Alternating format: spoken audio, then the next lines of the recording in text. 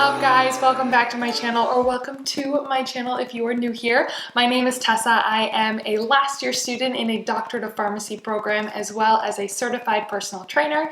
And I'm also working on my nutritionist and health coaching certification. And so I'm extremely excited to be talking about this topic today because I have been plant-based since last October, so almost a year now, and I have absolutely loved it. But there are so many different misconceptions about it, and so I thought I would just get on here and tell you guys a little bit more about the benefits that I've personally seen, and then also take you through my entire day of eating so you can see a little bit how things go down in my household. So today we are going to be talking about why I decided to switch, and then we're going to talk about some of the misconception as well as some of the things that hold people back from completely being plant-based, and we're going to talk through those. But first things first, food. So if you guys follow me on Instagram at the Superfood Pharmacist, or you're one of my regular subscribers here at this Superfood family, I absolutely love starting my day off with a smoothie. I think it just, for me personally, works really well with my digestive system, getting me woken up for the day. And also a smoothie is a great way to get a bunch of nutrients in at the start of your day.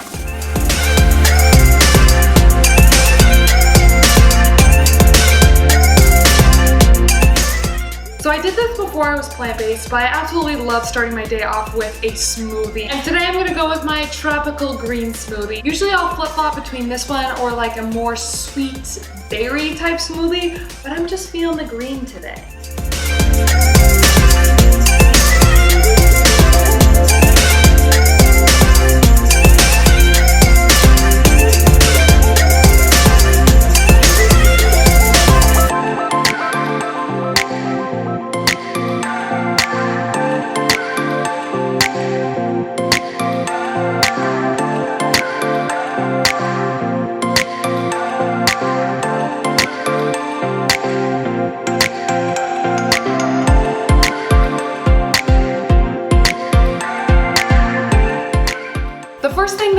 Got me interested in this idea of going plant-based was this podcast called the Rich Roll Podcast. He brings all these sorts of people onto his podcast, healthcare providers, individuals, people that even disagree with him about the plant-based diet. I started listening to podcast after podcast about it. I listened to probably 20 podcasts, and all of these podcasts are like 2 hours long, so I wasted a ton of time on this. He had Dr. Dean Ornish and Joel Kahn and Dr. Michael Greger and a couple dietitians and all these people who are typically, you know, the traditional Western medicine doctors really turning to diet, and especially the plant-based diet, to really cure cardiovascular disease, diabetes, and live a longer, healthier, higher quality life. So that was the first thing that got me a little plant curious, I guess you could say. And then we had what we call at Drake like fall break. So it was just like a long weekend, and I totally binged watched all of the Netflix documentaries on plant-based diet. And don't get me wrong, I know that documentaries are always biased in some sort of way. So then I went back and I started doing my own research on the plant-based diet. And then the last push that I had is I started to incorporate just plant-based meals. And then I did 1 day without animal products, and then I did 2 days without animal products. And even just going 1 day without animal products, I saw just a dramatic increase in energy. I wasn't as bloated, I wasn't as fatigued. I just felt like a better human. And honestly, that is when I completely made the switch. I'm the type of person, when I want to do something, I am 100% in, let's do this. So it was actually very easy for me to just do a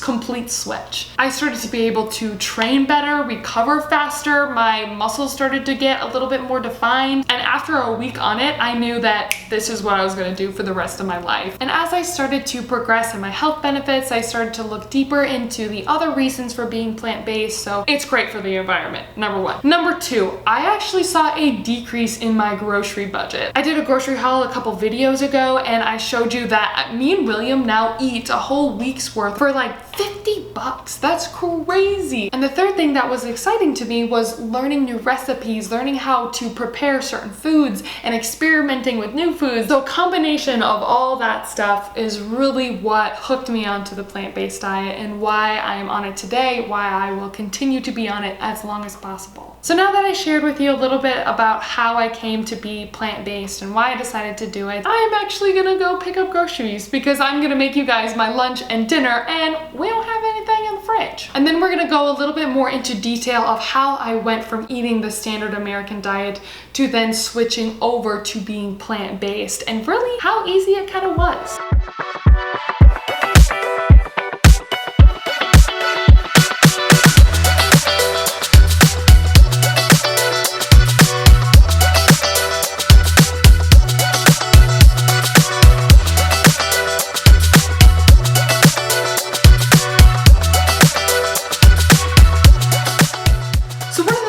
Misconceptions about the plant-based diet is that it's expensive. Well, you can see that I got all of this stuff for like 70 bucks. You don't have to shop at Whole Foods. You don't have to buy everything that's organic. I pick and choose what I prefer to buy organic.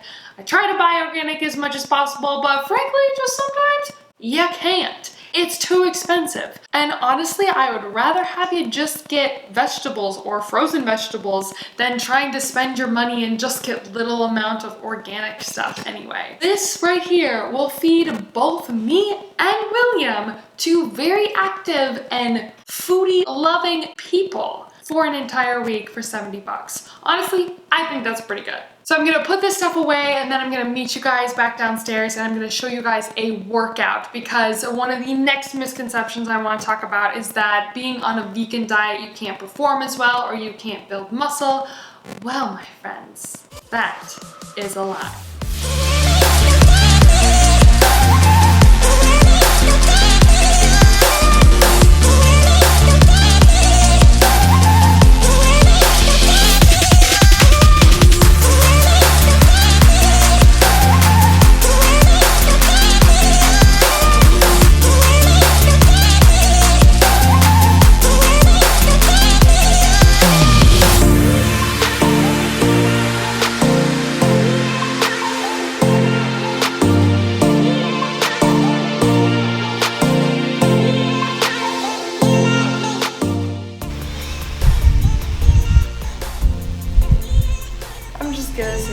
Let my legs just chill out for a second before I decide to shower and eat lunch. And this is perfect because I want to talk to you about the second and probably biggest misconception about the plant-based diet. And that is this idea that you can't build muscle, you can't perform at a high level because you don't have enough protein.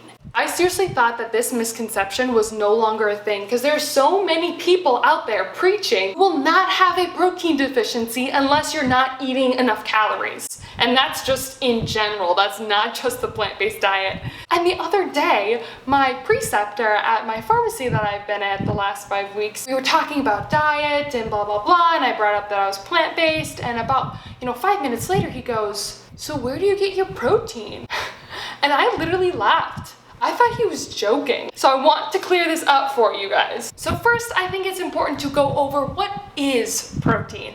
Protein is essentially a bunch of different essential and non-essential amino acids stringed together. But I would like to repeat the fact. It is made up of amino acids. So if you eat cow protein or cow muscle or meat or whatever it is, that does not mean that it's going to automatically transform into human protein. Your body is going to take the cow protein, break it down into the amino acids, and then build up your protein. Eating fruits and vegetables is the exact same concept, except your body doesn't have to break down any protein because when you eat fruits and vegetables, it's just in the form of amino acids already. Yeah, you have to digest the plant, well, whatever. You basically cut out the middleman when you're on a plant-based diet because you eat the fruits and vegetables that has the amino acids, and then your body just builds it up from there. But a lot of the amino acids that are considered lower in plants are the type of amino acids that are actually linked to chronic disease. If you're an everyday person where you know exactly where your next meal is coming from, you don't have a problem grocery shopping, you really don't need this excess protein pancakes and protein muffins, and you don't need it. After starting my plant-based diet, I am probably the strongest I've ever been. I've noticed that I need less recovery time now that I'm on a plant-based diet because I'm not eating foods that are inflaming my system. I'm getting a lot more antioxidants in, I'm getting much more nutrient-dense food, and all of this is helping me and helping my performance. I actually shaved off 15 minutes from my half marathon time when I was on a plant-based diet versus when I wasn't. That's a crazy amount of time. So I just want to reiterate this fact again. Preach it loud, preach it proud, and tell all your friends you will not have a protein deficiency if you're on a plant-based or vegan diet. You will be getting enough protein in your diet if you're eating the right amount of calories. Okay, so now that we've talked about that, I am going to show you guys my lunch. I pre-made some spring rolls with some peanut butter sauce in there for you. If you want the recipe, it's down below.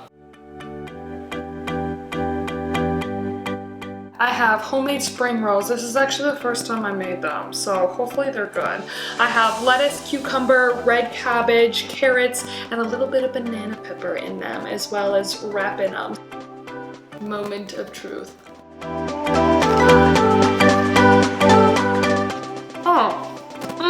I crushed the game. Oh yeah.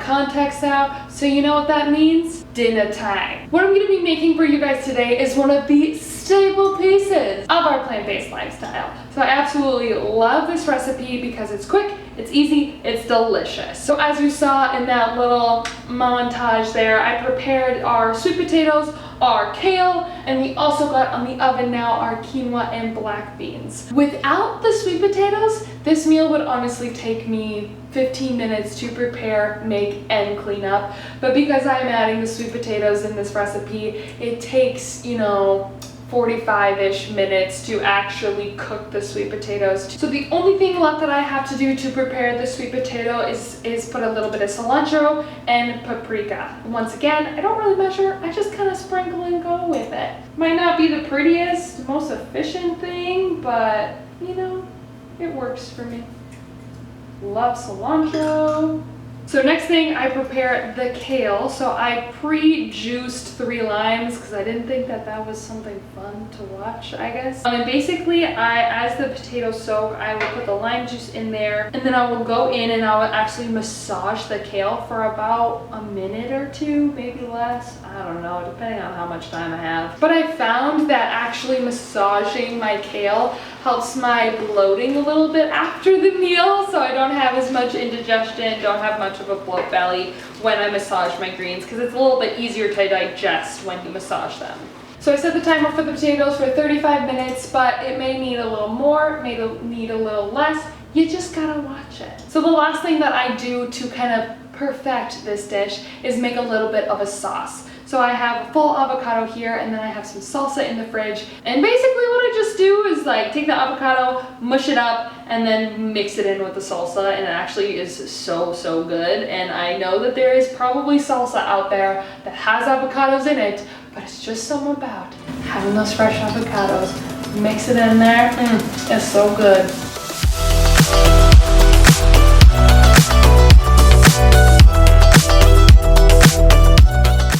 And I'm not gonna lie to you, it looks a little bit like vomit, but it tastes so good.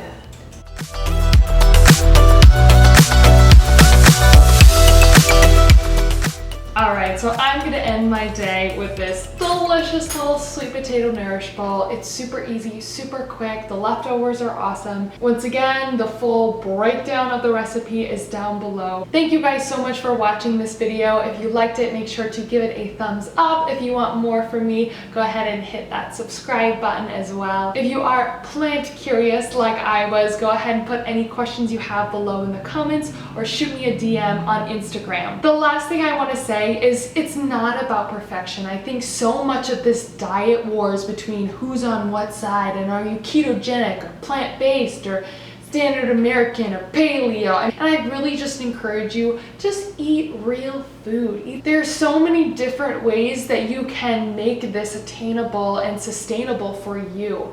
For me, I love eating pretty much 100% plant-based, but you may love steak, and I just really encourage you, if you have any sort of inkling to want to try it, just give it a try.